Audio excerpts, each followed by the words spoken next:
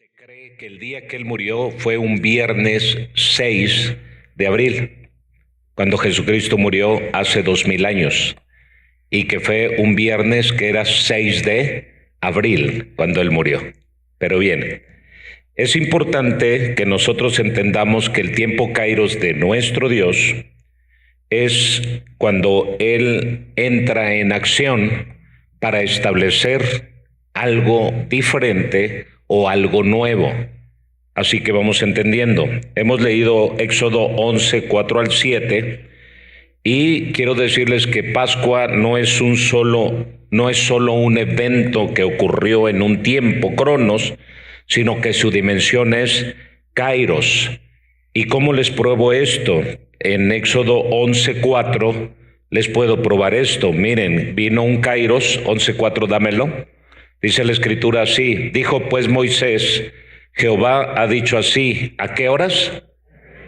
¿A qué horas? Ahora escúchenme bien. Medianoche es tiempo Cronos. Sí, medianoche es tiempo Cronos para nosotros. Pero Dios habla de que esta medianoche no era a las 12 de la noche, sino que cuando Dios va a actuar, cuando Dios va a entrar en acción, nos está mostrando que la medianoche es cuando la noche está más oscura, y a la medianoche es cuando se parte la noche con el día. Me quedé solo. Otra vez. Cuando la Biblia dice que es Kairos, no está diciendo que son las 12 de la noche, está diciendo que viene Dios a entrar en acción en un momento en que va a partir, ¿sí?, la noche con el día, porque la medianoche es el término de la noche y el comienzo del nuevo día. ¿Vamos bien? Entonces, cuando el Señor dice en tiempo Kairos, Él entra, Él dice a la medianoche. Una segunda cosa que nos muestra la Escritura es que nada improvisa, Dios nada improvisa, sino que nos está dando datos y señas de lo que va a hacer. Nosotros somos muy dados a improvisar, pero en el Kairos no hay nada que se improvise, todo está diseñado desde el principio. Por eso es que dice la Escritura que cuando él habla en el capítulo 12 del libro de Éxodo, dice: prepárese un cordero. Ok, ya me preparo un cordero. ¿Y el cordero tenía que ser cualquier cordero? No, dice: prepárense un cordero, y ese cordero debe de ser con estas características. De un año, sí, debe ser de un año y sin defecto. ¿Lo notan? Para empezar, ahí ya vemos que Kairos, cuando Dios entra en acción, no trae nada improvisado. A ver, ¿qué haré? No, el Señor viene y dice: a ver, entro en acción, y he aquí, prepárense un cordero de un año, y ese cordero debe ser sin defecto. Y luego les dice: y lo van a presentar el día 10, y lo van a sacrificar el día 14. Vean cómo Dios entra en un tiempo Kairos controlando el tiempo Cronos. A ver, otra vez, lo regresamos. Vemos que Dios entra en acción y le dice a Moisés: prepárenme un cordero sin manchas, sin defecto, de un año, ¿sí? Y lo van a presentar el día 10, lo van a tomar el día 10, y el día 14 lo van a sacrificar. ¿Se dan cuenta? Él está dando fechas, está dando los tiempos. Entonces él viene para dar órdenes desde el Kairos en el Cronos. Entonces vemos a un Dios que tiene el control sobre el Cronos. Y él está diciendo: este cordero me lo van a presentar el día 10, hasta con fechas exactas. El día 10 y el día 14 lo van a sacrificar. Así que cuando él manifiesta la Pascua, el Señor viene con exactitud mostrando el diseño que él ya traía desde la antigüedad. ¿Lo notan? ¡Qué tremendo! No llega para improvisar, llega para poner algo nuevo, para poner un nuevo fundamento, para poner una base. Entonces, todas las cosas que se establecen sobre la faz de la tierra no se fundamentan desde la tierra, se fundamentan desde el Kairos, desde la voluntad de Dios. Nada más que muchos no entienden la voluntad de Dios. Renuévense en su mente para que entiendan cuál es la voluntad de Dios, que es agradable y que es perfecta. Una mente no renovada, la voluntad de Dios se le hace pesada, la voluntad de Dios se le hace difícil, la voluntad de Dios se le hace una carga, la voluntad de Dios se le hace un obstáculo. Una mente no renovada, todo lo que es de Dios es difícil, cuesta trabajo, piden mucho, exigen mucho. Es porque esa mente no está renovada, porque no entiende cuál es la voluntad de Dios.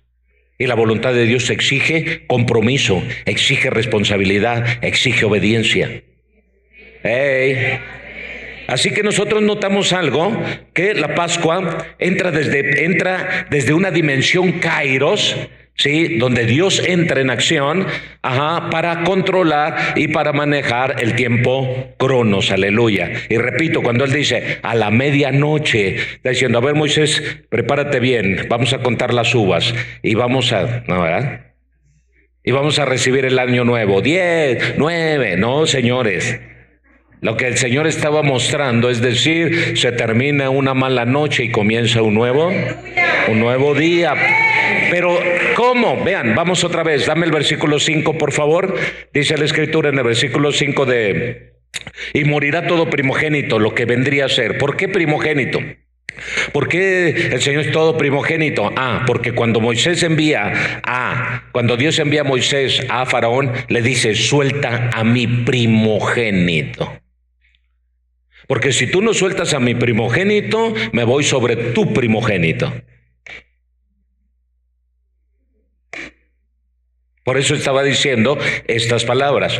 ¿Por qué dice morirá todo primogénito? Porque tocaste mi primogénito. Y el que toca mi primogénito, le voy a devolver de la misma manera como me quiso tocar a mí. ¿Lo notan? ¿Sí? Y dice la Escritura que está tras el molino y todo primogénito de las bestias. Versículo 6, dice la Escritura, y habrá gran clamor por toda la tierra. ¿De dónde? De Egipto. Véanlo, lo dejó muy claro. Habrá gran clamor en la tierra de Egipto, pero no de Israel. Vean, vamos al siguiente versículo.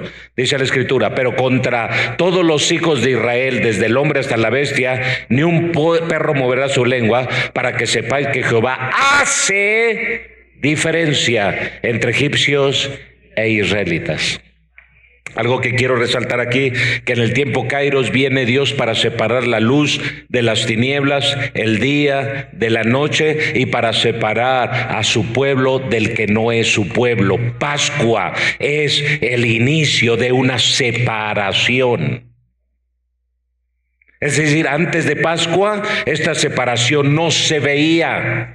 Esta separación todavía no estaba manifestada, esta separación todavía no era palpable, todavía no estaba presente, pero cuando Pascua se celebra, es más, Pascua sí es antes del sacrificio de Cristo.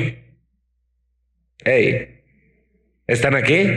Así que Pascua no es antes, no es el sacrificio de Cristo, Pascua es antes del sacrificio de Cristo.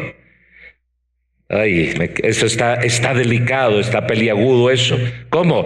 Si Cristo es Pascua, la Pascua es Cristo, sí, pero escúchame bien, pero Pascua no es, Pascua prácticamente sí está en Cristo, pero no comienza con Cristo. La Pascua no comenzó con Cristo. Porque la Pascua lleva los procesos de alineación, los procesos del diseño de nuestro Dios. Así que la Pascua comienza con Éxodo, ¿sí? Escúchame bien, la Pascua comenzó con Éxodo 12, ¿sí? Se reveló o se manifestó con Jesucristo. Pero la Biblia dice que nuestra Pascua, para el pueblo de Dios que somos la iglesia, dice que nuestra Pascua es Cristo. Entonces quiere decir que la Pascua lleva 3 procesos: cuándo comienza, cuándo se ejecuta y cuándo culmina. Otra vez, la Pascua, no crean que nada más la Pascua se queda en Cristo, no. En la Pascua es el cumplimiento de la Pascua, pero la Pascua no comenzó en Cristo, comenzó 1400 años atrás. Y la Pascua comenzó cuando Moisés estuvo sobre la faz de la tierra. Así que la Pascua tiene tres procesos. Tiene un comienzo, tiene un cumplimiento y tiene un final. Así que la Pascua no se terminó. La Pascua va a culminar con el Cordero como inmolado de Apocalipsis capítulo 5.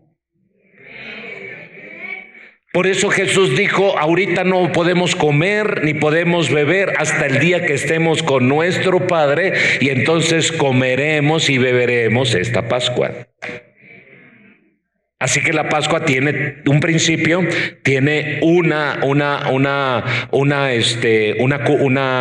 término donde Jesús la cumple, un cumplimiento, un principio, un cumplimiento y un final. Si nosotros nada más nos quedamos con la Pascua que se cumplió hace 2000 años, estamos muy lejos de eso, solo estamos viendo el cumplimiento, pero nos olvidamos del comienzo. Pero qué bueno que esta mañana yo te estoy hablando del comienzo de la Pascua. 1400 años antes de Cristo fue la primera Pascua. Y encierra tantas cosas tan hermosas. Escuchen la primera enseñanza, por favor, porque allí se te muestra que la Pascua no comenzó en un templo, no comenzó en el templo, no comenzó en el tabernáculo. No, la Pascua comenzó en una casa y comenzó con una familia, y la Pascua trajo salvación personal y familiar. ¿Están aquí? Así que ocurre a la medianoche. ¿Y qué ocurre a la medianoche? Hay un juicio. Y ese juicio que ocurre a la medianoche, existe un juicio, pero a la vez hay una liberación inmediata. Aleluya, es algo hermoso. Simultáneamente están ocurriendo dos cosas a la medianoche. Una, está viniendo un juicio, y dos, está viniendo una liberación. Un juicio para los egipcios, pero una liberación para el pueblo de Dios. Aleluya. Así que también a la vez, cuando vemos nosotros Pascua, en Pascua es el fin de una temporada. Sí, fin de una temporada. ¿Para quién? Dame el versículo, por favor, 7 o 6. Dice, pero contra todos los hijos de Israel, desde el hombre hasta la bestia, ni un perro moverá su lengua, para que sepáis que Jehová hace diferencia entre los egipcios y los... Se estaba terminando una temporada, aleluya. ¿Y qué temporada estaba terminando? Se terminó la imagen de los egipcios, se terminó el tiempo de los egipcios, se terminó la fuerza de los egipcios, la opresión de los egipcios, el daño de los egipcios, y ahora comienza una nueva temporada que va a estar enfocada en mi pueblo Israel. Noten, viene el juicio sobre los egipcios y no se habla más de los egipcios. Ahora todo el éxodo empieza a enfocarse solamente en un pueblo, en Israel. Así que se termina una temporada. ¿Qué trajo la Pascua? La Pascua trajo el término de una temporada para los egipcios y el comienzo de una nueva temporada para los israelitas. Así que podemos definir que Pascua es transición divina.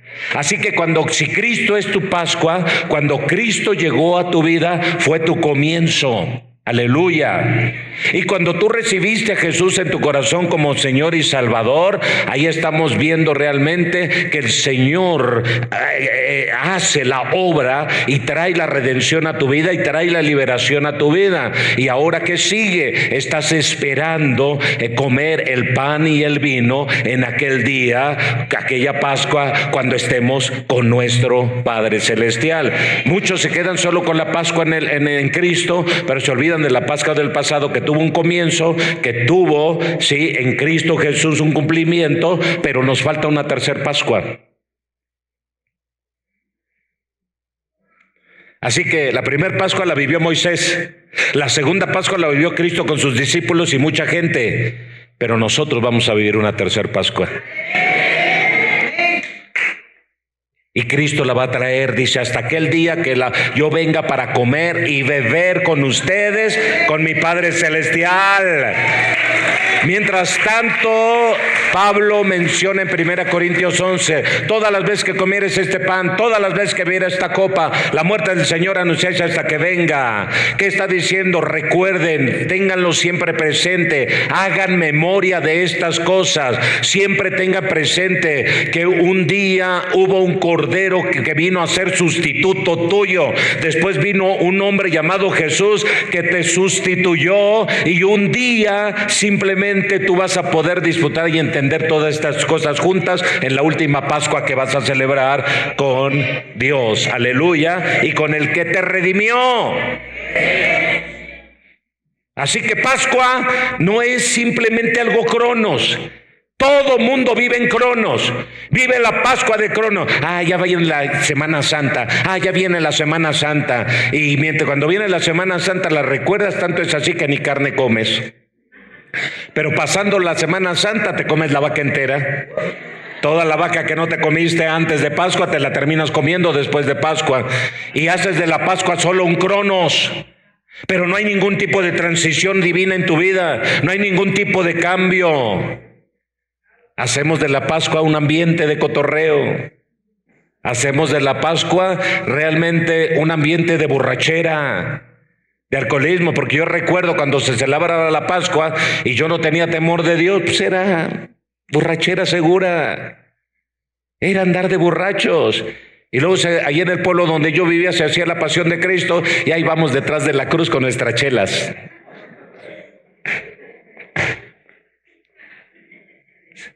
¿Cuántos vivieron esta amarga experiencia? Porque no entendemos lo que es la Pascua. Y la Pascua, repito, es transición divina. Somos transicionados. Mientras unos reciben juicio, otros recibimos liberación. Aleluya. Mientras unos están en una temporada de oscuridad, nosotros estamos en una temporada de luz. Alabado sea Dios. Aleluya. Así que Pascua, que es transición divina, un día vamos a transicionar de esta tierra y seremos arrebatados y llevados al cielo. Eso es lo que está diciendo la Pascua y enseñando la Pascua. Vamos un día a transicionar de un cuerpo de bajeza a un cuerpo glorificado, de un cuerpo mortal a un cuerpo inmortal, de un cuerpo carnal a un cuerpo espiritual. Transición divina. Pascua es más que un sacrificio en la cruz del Calvario o más que la muerte de un cordero. Se llama transición divina, iglesia. Y qué bueno que ahora que venga la Pascua estés recordando cómo la vas a celebrar este año. Dale a tu cuerpo a María Macarena. Piensa, ¿cómo se va a celebrar Pascua? Pastor, ¿yo puedo vacacionar en Pascua? Sí. Sí puedes vacacionar, pero yo preferiría que mejor en lugar de vacacionar meditaras, reflexionaras en casa, porque Pascua no fue en la playa, Pascua se celebró en casa.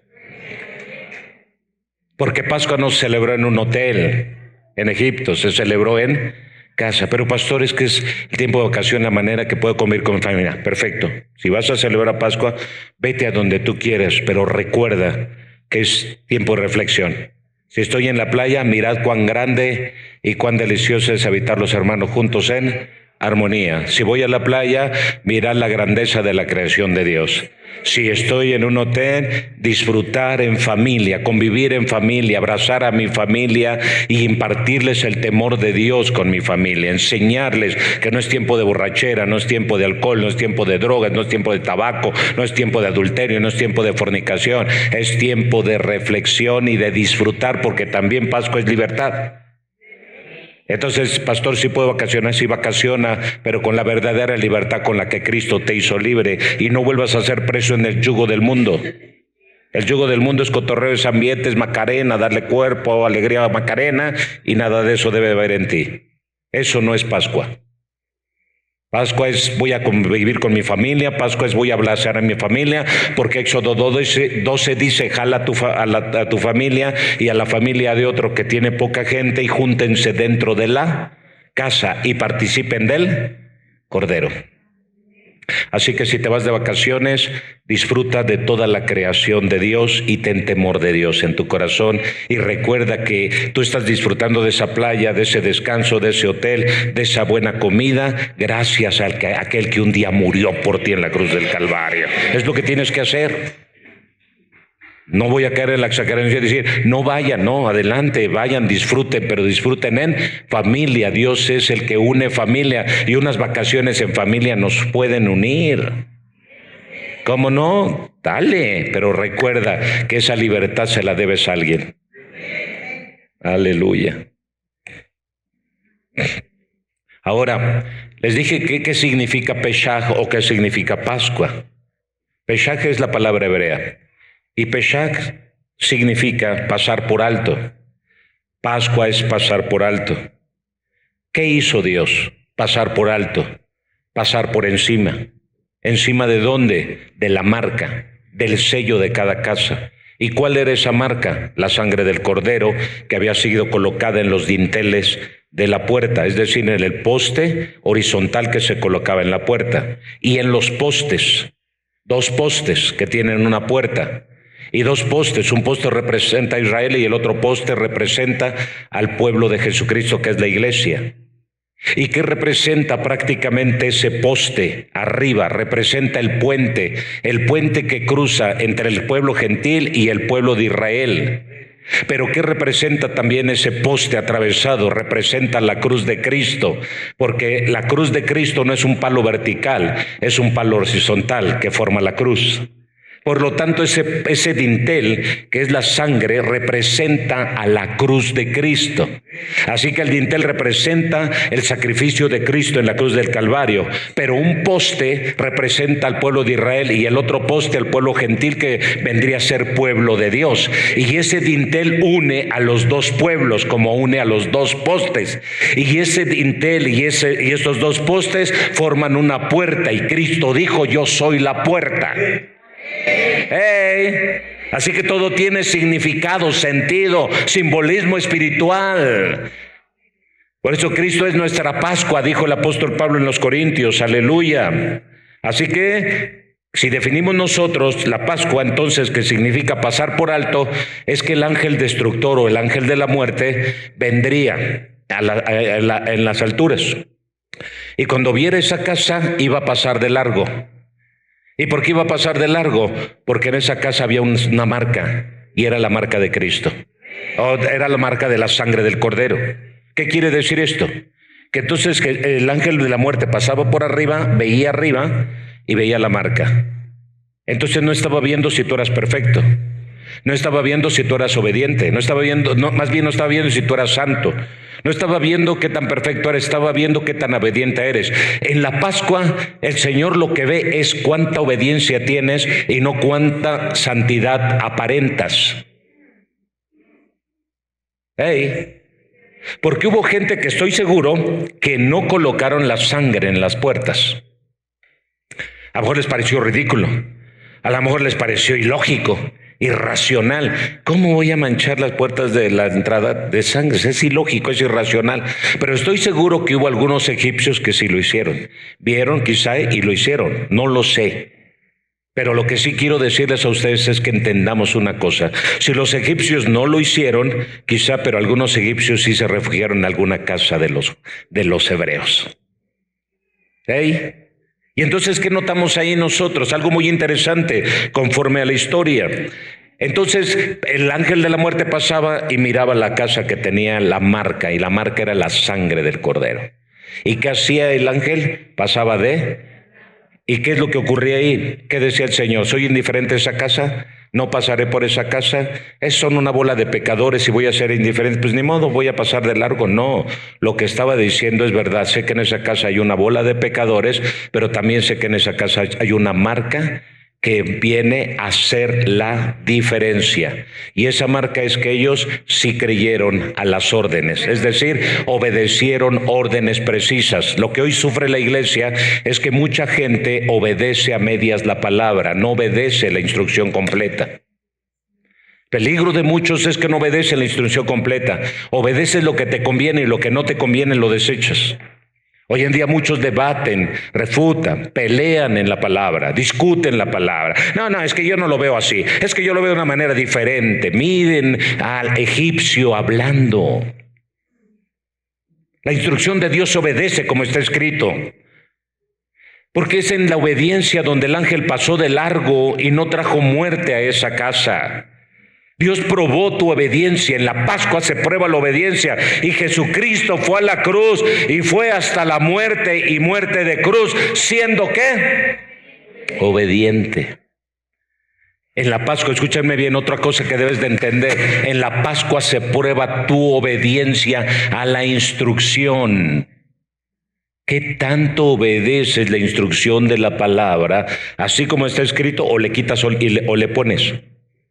Somos muy dados a quitar o a poner. Por eso en Apocalipsis dice, a ver, hay de aquellos que quitaron o pusieron a la palabra. Si tú le quitas, vean, ¿cuál es el juicio de quitarle y ponerle? ¿La recuerdan? ¿Cuál es el juicio? ¿Alguien lo recuerda? Esos estudiosos de Biblia tan profundo. ¿Alguien lo recuerda? Ay, Dios mío, no me espanten. ¿Qué dijo? No, ¿qué dice la Biblia? Hay de aquel que le quite o le ponga, porque vendrán ¿qué? Plagas. Vendrán plagas. Vendrán plagas. ¿Por qué? Porque el que le quita la instrucción y le añade o le pone o le quita, simplemente ese no participará de la Pascua. Añadir, sí, o poner, o sea, quitar o poner, sí, es simplemente recibir las plagas. Vendrán las plagas sobre de ti, vendrá juicio, vendrá destrucción. Añadir o quitar. ¿Qué quiere decir el Señor? Dios espera que su iglesia sea obediente a la instrucción y no que le añada, no que le quite. Y nosotros tenemos ese problema, le quitamos o le ponemos. Siempre a nuestra comodidad, a nuestro confort, a como nosotros nos acomodemos. Es que esto, bueno, sí, el Señor decía, hablaba yo una ocasión con una persona, y yo no sabía que esta persona no vivía con su esposa, y esta persona predicaba el evangelio. Y entonces cuando yo empiezo a hablar, empezamos a tocar y entramos al tema de la unidad, del matrimonio, donde Dios dice del principio que no al divorcio, cosas así. Y cada vez que yo quería entrar a ese tema del no al divorcio, él me la cambiaba. No, pero mira cómo David se equivocó, mira cómo fulano, mira cómo perengano, y Dios perdona, y Dios da oportunidad. Me daba un montón de pasajes a donde él estaba bien preparado, sí, para decir cómo Dios tenía misericordia aún del que se separaba o se divorciaba. Y yo no entendía. Yo decía, bueno, ¿por qué este pastor siempre me contradice en esto? No debe estar de acuerdo conmigo. Si la Biblia lo dice, pues la instrucción es esa. No es lo que yo pienso, lo que yo diga, o cómo puedo yo refutar todo esto, o cómo puedo yo justificar todo esto. De muchas maneras, pero ¿por qué no mejor nos quedamos con el principio? Lo que Dios se unió no lo separa el hombre. Así de sencillo, ¿para qué tantas vueltas? ¿Y saben una cosa? Pues no, terminamos, seguimos hablando y todo, y ya continuamos con otras cosas. Y yo no entendía. Hasta semanas después me enteré que este susodicho no vive con su mujer. Y yo chocaba con él. Decía, ¿por qué contradice? ¿Por qué choco con él? ¿Por qué? Y no entendía. Yo intuía algo, pero no sabía por qué. Entonces me di cuenta de ese detalle y dije, ups, eso es lo que le pasa, a la gente cuando algo es como decirle al borracho. Decía, oye, deja de estar de borracho. ¿Pero a ti te gusta estar de borracho? Sí, vas a buscar un montón de excusas y lo primero que vas a decir, oye, pero si Noé bajándose del arca se emborrachó, ¿qué tiene de malo? Es lo primero que me vas a decir. Y si eres un adúltero y te gusta andar de adúltero y de fornicario, vas a decir, oye, pero si David, ¿cuántas mujeres tuvo? Y Salomón también, ¿cuántas mujeres tuvo? Y Dios lo perdonó. O sea, es increíble cómo muchos caen en este engaño, en esta mentira del diablo, porque no reciben instrucción para obediencia. Reciben instrucción para contienda, pero no para obediencia. Y ese era el problema. Y la Pascua, ¿qué es? La Pascua viene a encaminar todo esto y viene a enderezar todo esto y viene a decir, la Pascua, si tú entiendes la Pascua y sabes que Cristo es nuestra Pascua, entonces tú serás obediente a la instrucción hasta la muerte y muerte de cruz. ¡Ey! ¿Por qué? ¿Saben que el Señor no batalla tanto por santidad? El Señor no batalla tanto con la gente por adorarle, por cantarle, porque sí hay muchos que le cantan. El Señor no batalla tanto con la gente porque la gente ofrende. Ahorita en la mañana yo ni pedía la ofrenda y ya todo el mundo andaba casi corriendo para depositar la ofrenda. Y yo dije, ay, todavía ni la pido, ya se habían formado, ¿verdad? Ya se habían formado la gente para pasar, estaban como que para correr para la ofrenda. Dije, a ver, esto ya me preocupó. O ustedes ya se quieren ir o de veras quieren honrar a Dios, ¿verdad?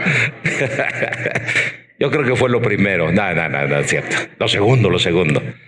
Y entonces Dios no tiene problema con la santidad de alguien. Dios no tiene problema, sí, con que adore a alguien, que alguien ofrende, que alguien ore. Dios no tiene problema con eso. ¿Saben con qué tiene problema Dios? Con la gente, con la instrucción que no obedecen como fue dada y que la acomodan a su manera para justificar su proceder.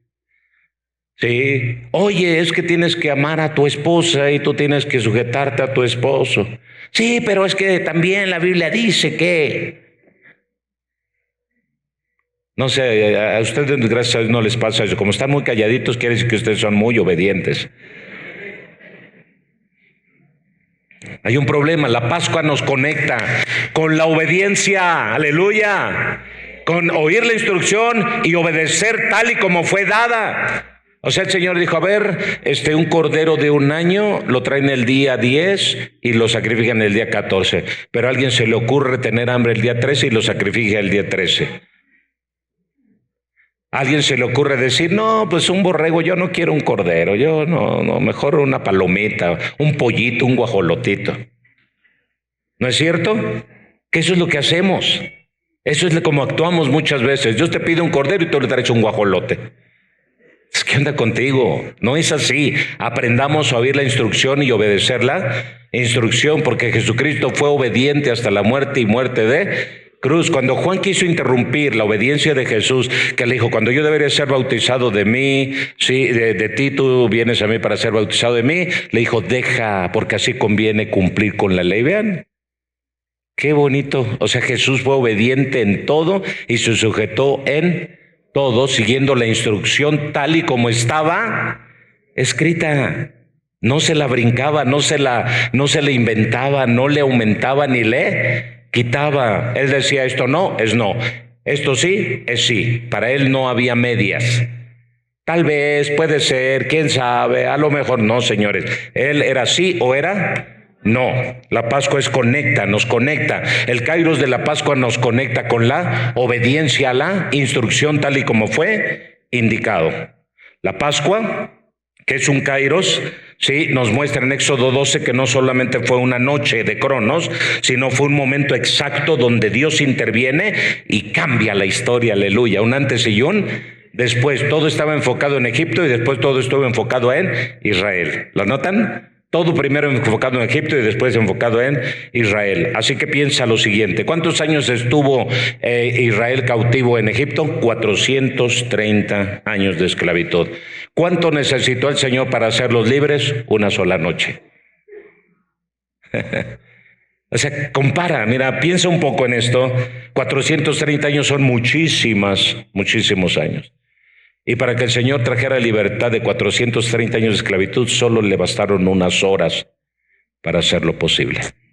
¿Cuánto dura? Sí, la medianoche. 5 horas. Porque allá en Medio Oriente a las 5 de la mañana ya empezó a salir la luz del día. Así que en 6 horas ya había mucha claridad. Quiere decir que al Señor 430 años de esclavitud para un pueblo, para hacerlo libre solo necesitó menos de 6 horas para hacerlo posible. Espérate, ahí te va otra. Menos de 6 horas para hacer libre a Israel y traer juicio. ¿Cuánto tardó el juicio? ¿Cuánto pudo haber tardado que pasara el ángel de la muerte y todo primogénito muriera. 1 hora, 2 horas. Entonces, 6 horas el Señor utilizó para traer libertad, de las cuales 2 horas utilizó para traer juicio probablemente. 2 horas porque durante esa noche tenía que comer el cordero. 1 hora para comer. Así que tenía 1 hora para comer, ya son 3 horas. Fíjate bien. Pero lo más asombroso es cómo el Señor, al amanecer, tenía que mover a más de 2 millones de personas para sacarlos de Egipto. ¿Cómo? ¿Cómo mueves 2 millones de personas entre ancianos, mujeres y niños? Había 600,000 hombres fuertes, dice la Biblia, el día que salieron de Egipto. 600,000 hombres fuertes. Ahora, si había 600,000 hombres fuertes, ¿cuántos niños había? ¿Cuántas mujeres había? ¿Y cuántos ancianos había? Ahora, para mover esos más de 2 millones de personas, sí, en unas 2 o 3 horas. Para salir, que todos estuvieran listos para salir en bandada.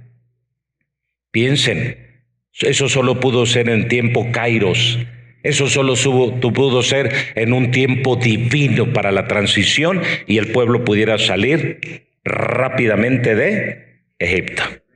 Y solamente en ese tiempo Kairos no solamente pasó eso, pasaron otro tipo de cosas. Iban los egipcios y entregaban su oro y su plata a todos los israelitas. Y les decían, tengan, y les daban el oro y la plata, toda la riqueza se la daban, y les decían, por favor, ya váyanse.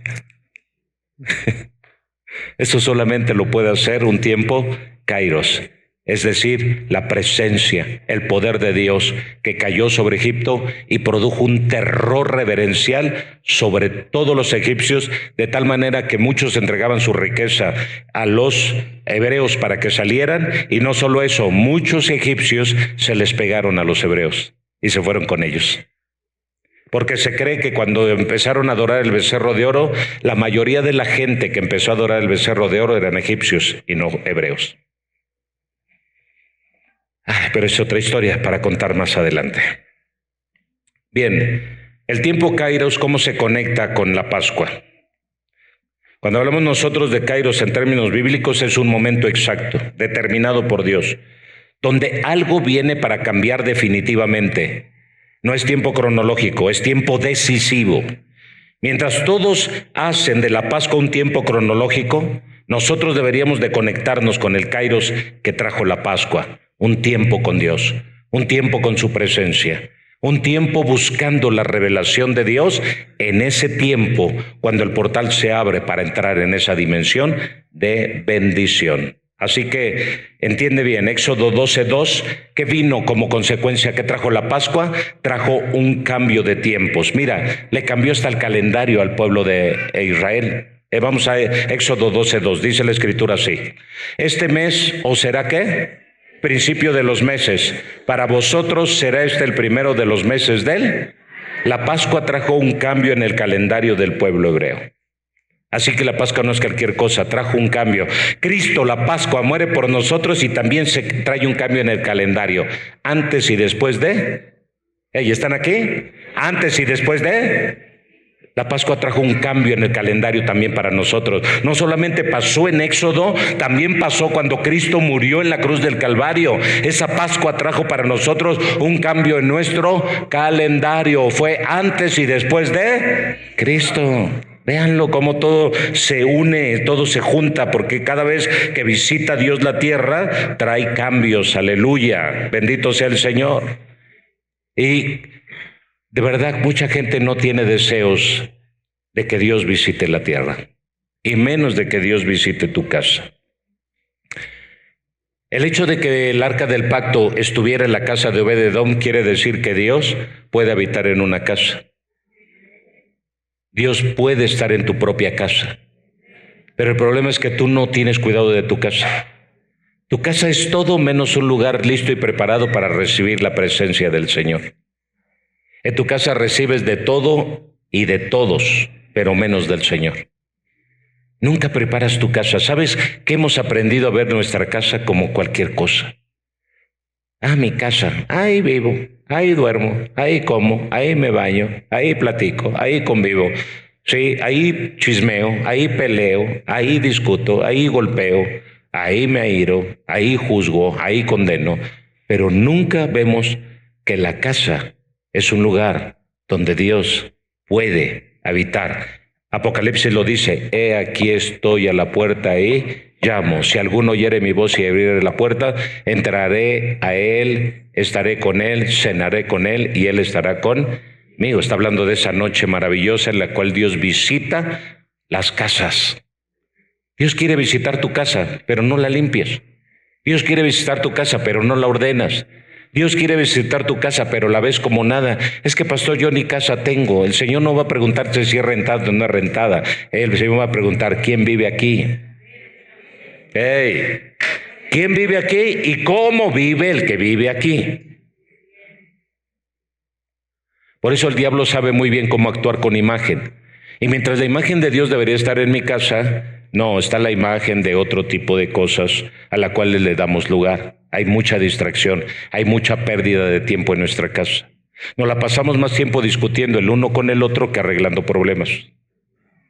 Nos la pasamos juzgándonos más dentro de casa que alentándonos con palabras virtuosas, diciéndonos lo bueno que somos cada uno de nosotros. Las mesas las utilizamos más para comer prójimo que para comer sopa y frijoles. Hey. Y más cuando comen tacos al pastor. O sea, las casas, nunca usamos de nuestra casa un lugar ni hacemos de nuestra casa un ambiente correcto para recibir a alguien importante. Estamos tan acostumbrados a recibir a gente tan corriente que nunca la preparamos para recibir a alguien importante.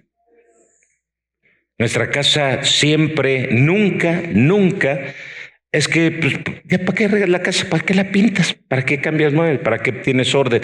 ¿Para qué? Pues nunca viene nadie importante. Nunca nadie me visita. Y claro, ni Dios te visita. Porque no entiendes que tu casa es un lugar. Sí, Jesús nos dejó un tip y le dice a Zaqueo: Zaqueo, sí señor, baja, porque es menester que hoy pose en tu casa. Pero era un publicano, era un pecador, era alguien que no estaba bien conectado con él. ¿Y eso qué? Yo decido dónde habitar, yo decido qué casa visitar, yo decido qué casa tocar, yo decido qué casa ir.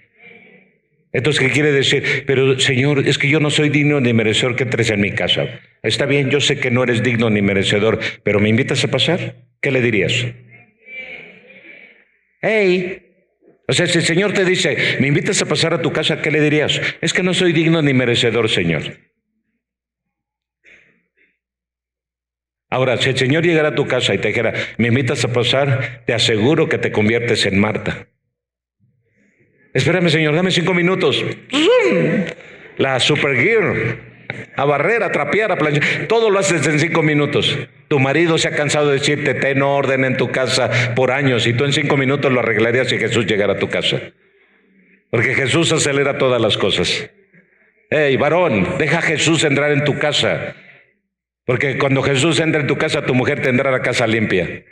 Dejarás de discutir con ella. Ya no habrá montones de trastes en el lavadero, ya no habrá montones de ropa en el lavadero. Ya no habrá cuarto descendido, ya no habrá desorden, todo estará en orden. Varón, deja entrar a Jesús en tu casa. Él es más fácil que convenza a tu mujer de hacer lo que tú no la has convencido en 20 años.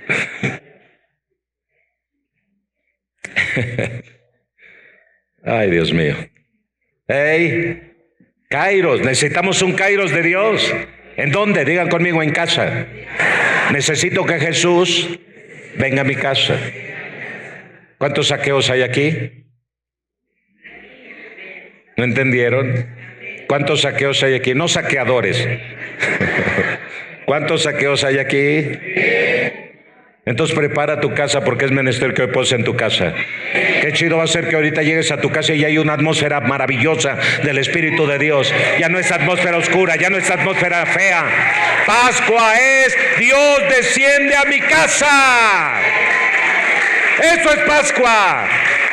Es darle paso a Dios que entre a mi casa. Pascua es el Cordero dentro de mi casa, no fuera de ella. Pero no lo entendemos. Por eso cuando alguien me sugiere, pastor, está bien que salga yo de vacaciones ahorita en Pascua, no salgas, mejor quédate en casa y disfruta en casa. Disfruta en casa con tu familia, disfruta en casa en armonía, disfruta en casa en compañía de los que quieres y de los que odias. Porque ahí te vas a reconciliar con ellos. ¿Vieron que ahora cuando vino COVID, que fue un juicio, muchos se divorciaron? Porque no sabían convivir entre ellos. Ellos de temprano salían, llegaban hasta en la noche, pocas horas convivían, y ahora que COVID los encerró para empezar a convivir, muchos no aguantaron la presión de tener al marido ahí todo el día. Los hijos no aguantaron la presión de tener a mamá todo el día en casa.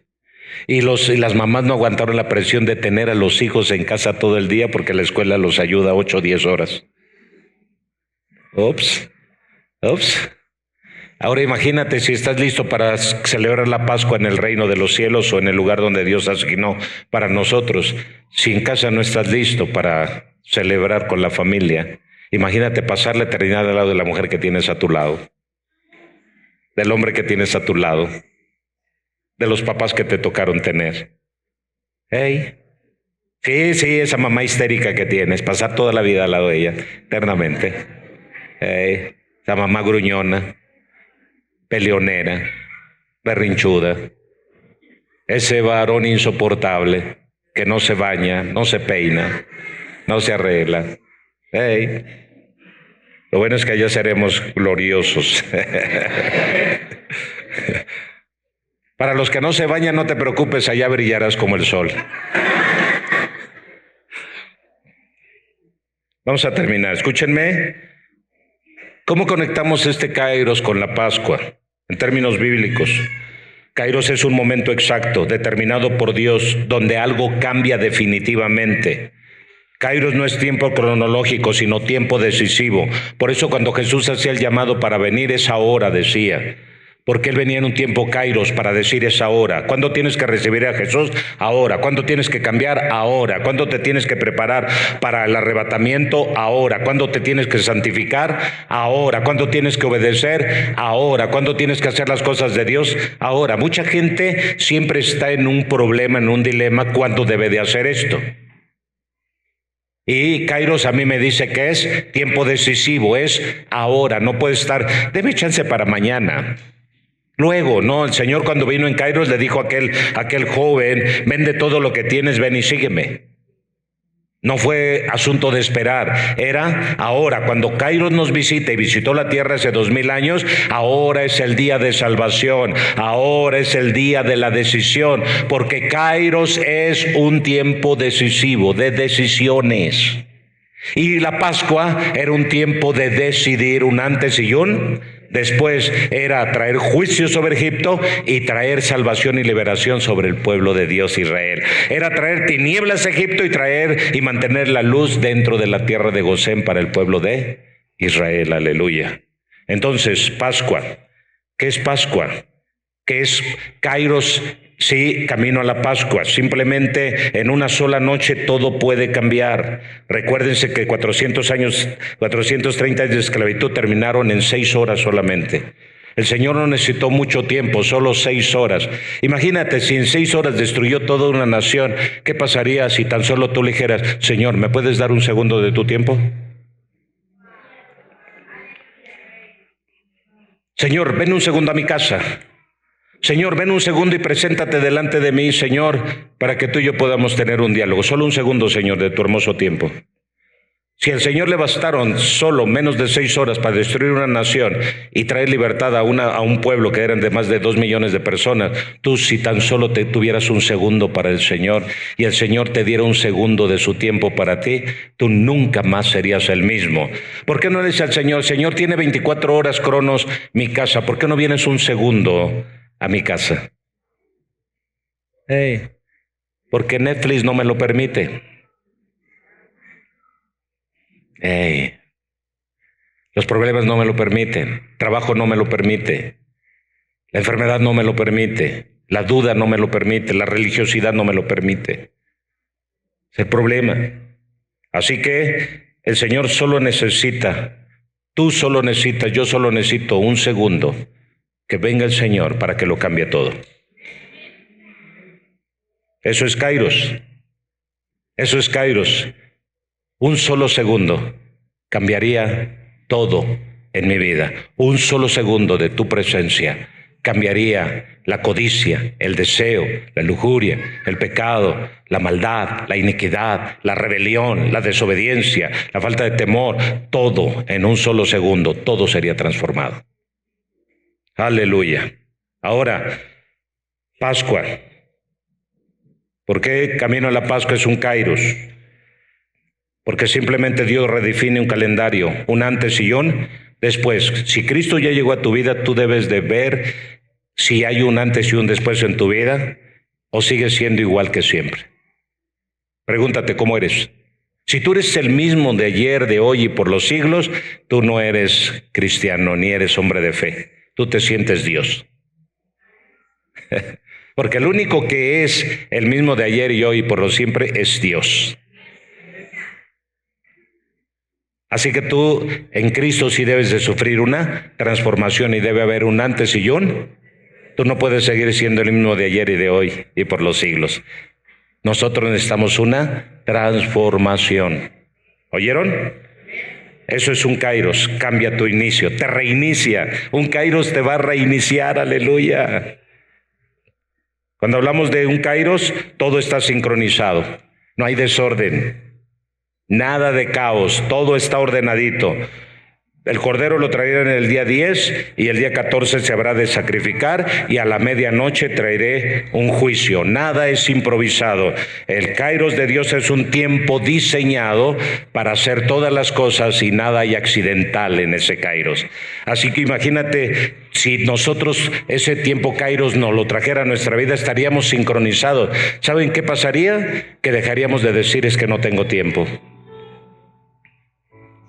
Si nosotros entráramos en la Pascua, en el tiempo Kairos del Señor, nos daríamos cuenta que todo está sincronizado y dejaríamos de decir, no tengo tiempo para ir a la oración los lunes, no tengo tiempo para ir a la casa de paz los miércoles, no tengo tiempo para ir a los jóvenes los viernes, no tengo tiempo para ensayar los sábados, no tengo tiempo para congregarme en los servicios del domingo. Dejaríamos de decir esa clase de mentiras, porque el Kairos nos sincronizaría con el cielo y con la tierra y para todo tendríamos tiempo, aleluya, bendito sea el Señor. Eso es Pascua.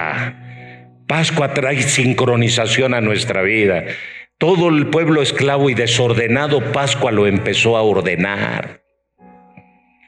Pascua empezó a ordenar.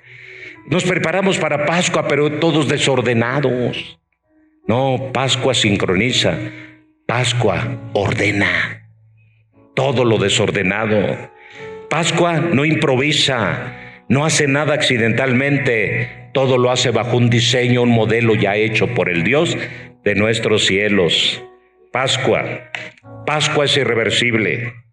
Después de esa noche, Israel nunca más vuelve a ser esclavo de Egipto. Aleluya, aleluya, aleluya. Pascua viene y te libera.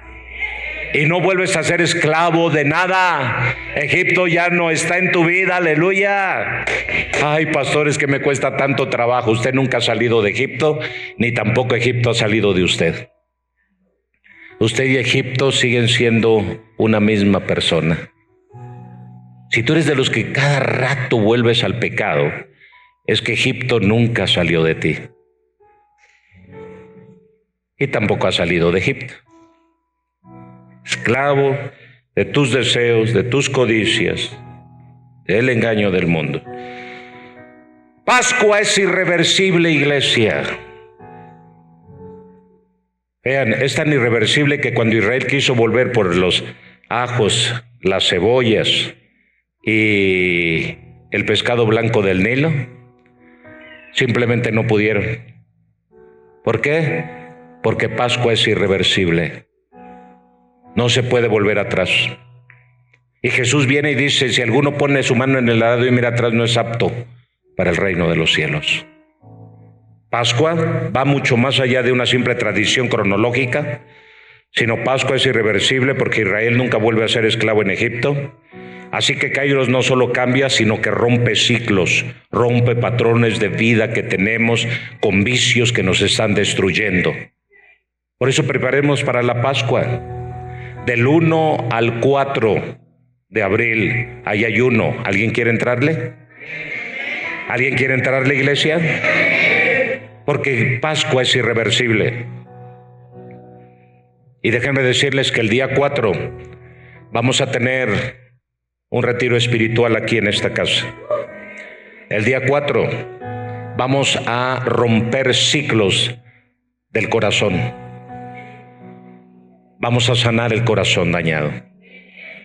Vamos a estar hablando sobre el problema del corazón. Vamos a hablar sobre el corazón engañoso y perverso. Vamos a tocar asuntos del corazón. Así que cuando valemos nosotros en Pascua, el Señor dio la indicación, tenemos un retiro espiritual el día 4, que es sábado, todo el día, a partir de las 9 de la mañana, va a ser abierto para todos y viene ese sí va a ser un verdadero sábado de gloria.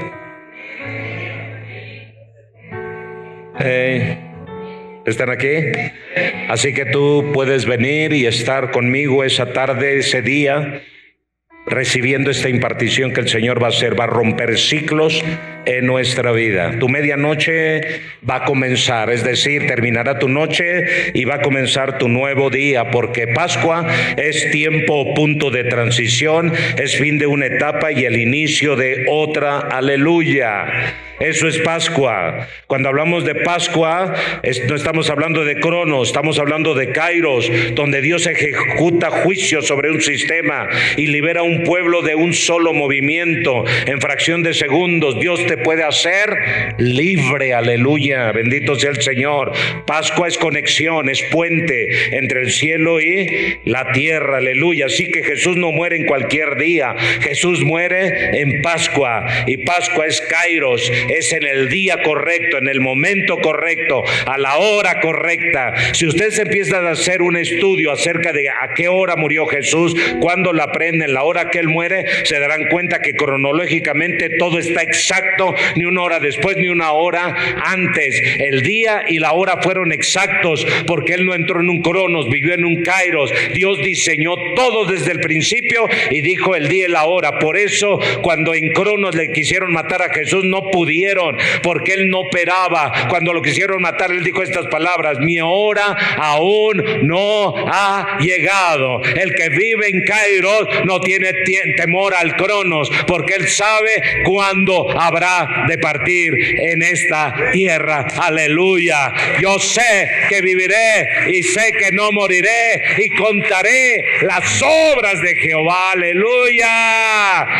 Alguien está pensando en esta hora diciendo: a lo mejor me voy a morir. No, Señor, en Kairos tú no piensas en la muerte, piensas en la vida. En Kairos, dijo Pablo, para mí el vivir es Cristo y el morir es ganancia. Nunca pensó en cronos. Por eso Kairos es, nadie sabe ni el día ni la hora. No es cronos, es Kairos. ¿Y qué quiere decir esto? No te fijes en cronos, fíjate en Kairos. ¿Qué señal estás viendo venir? Porque Kairos no opera por obstáculos, por problemas. Muchos mientras están viendo la guerra en Israel, muchos mientras están viendo no sé qué, todos operando en cronos. Ya Cristo viene, ¿no? El Señor operaba en Kairos, que decía: cuando vierais estas cosas, estad apercibidos. ¿Qué dijo el Señor?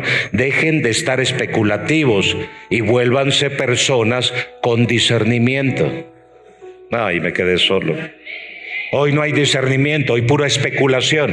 Pastores que se paran en púlpitos: hay guerra en Israel. Ya esto es porque ya es el final. Faltan algunas cosas, espérense. No faltan muchos años, pero tampoco especulamos. Mejor me enfoco a señales. Camino en Kairos, no en cronos.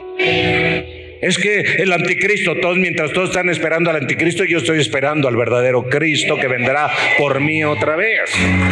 Mientras todos están esperando ver derrotado a Israel, yo estoy esperando ver la victoria de Cristo sobre su pueblo.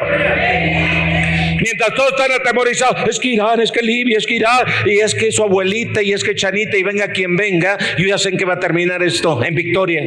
Ya sé en qué va a terminar esa guerra, en victoria. Ya sé quién va a ir adelante, en victoria. Ya sé quién va a vencer y terminar en victoria. Se llama Israel, porque Dios lo profetizó, aleluya. Pero todos, como están en Cronos, están como comiéndose las uñas de miedo. Y es que el petróleo va a subir, y es que la gasolina va a subir, y es que el dólar va a subir, y es que va a venir inflación, y es que va a venir hambre. ¿Y a mí qué? Yo sé en qué va a terminar todo esto. Es que el agua se va a terminar, ¿y a mí qué? Yo sé en qué va a terminar esto. No hay justo desamparado, ni su simiente que mendigue pan, porque yo no opero en Cronos, opero en Cairo.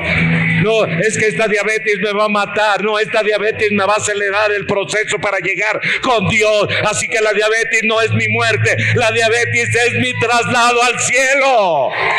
Pero somos cobardes porque no entendemos. Cronos nos interesa más que Kairos. Pastor, usted está bien loco. ¿Cómo que la diabetes que me va a matar si yo no quisiera tenerla? ¿Y por qué la tienes? A mí no me reclames. ¿Por qué la tienes? Porque no te esfuerzas, porque no te santificas, porque no ayunas, porque no oras. Le tienes miedo al váguido pulmonar que te da cuando tienes hambre. Hoy siento como que me voy a morir, veo doble, triple, como que ya no sé si es ángel o demonio.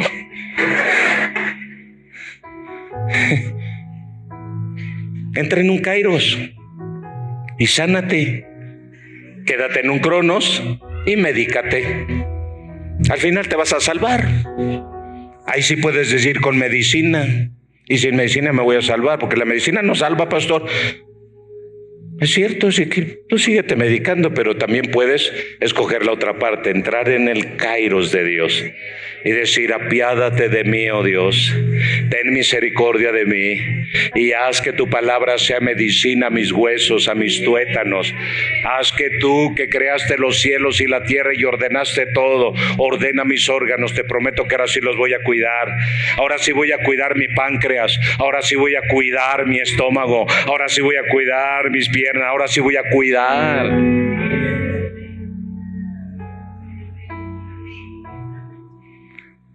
Ay, estén de pie, ya los voy a dejar ir. ¿Cómo están?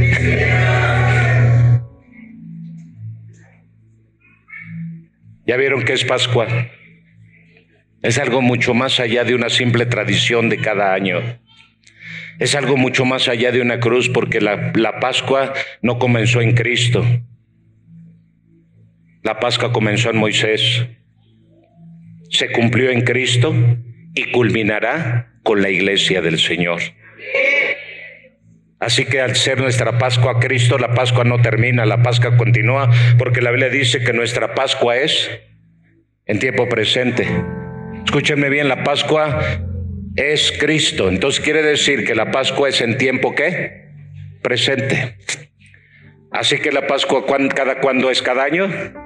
No, es todo el tiempo de nuestro peregrinar sobre esta tierra. Nuestra Pascua es Cristo. Así que no es solo un memorial, es un acto que partió la historia, es un acto que redimió la historia, es un acto que trajo libertad, es un acto que alineó el propósito de los seres humanos y del pueblo de Dios a Dios.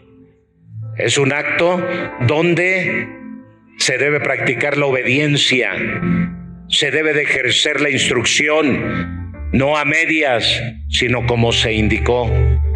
Y entonces estaremos celebrando una verdadera Pascua.